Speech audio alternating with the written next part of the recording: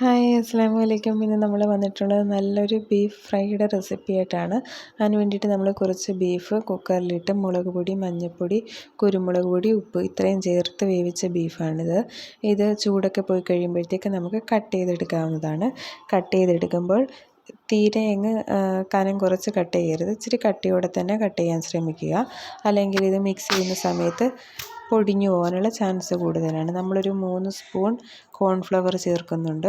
അതിനകത്ത് ആവശ്യത്തിനുള്ള മുളക് പൊടി, മഞ്ഞൾപ്പൊടി, കുരുമുളക് പൊടി, അല്പം ഗരം മസാല, പിന്നീട് ഇഞ്ചി വെളുത്തുള്ളി പേസ്റ്റ്, നാരങ്ങ നീര് ഇത്രയും ചേർത്ത് നല്ല രീതിയിൽ ആ ബീഫ് മിക്സ് ചെയ്ത് വെക്കുന്നുണ്ട്.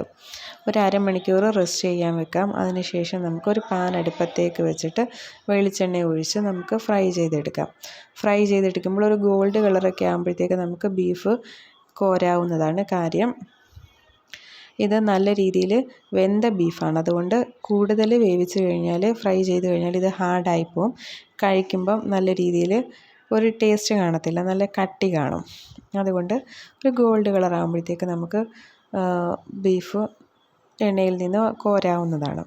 പിന്നീട് ഞാനിവിടെ ചില്ലി ഫ്ലേക്സ് ഇട്ട് കൊടുക്കുന്നില്ല.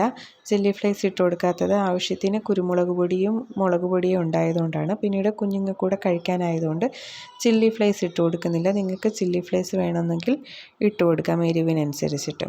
അന്നേരം എല്ലാവരും ഇതൊന്ന് ചെയ്ത് നോക്കണേ. നല്ല റെസിപ്പിയാണ്.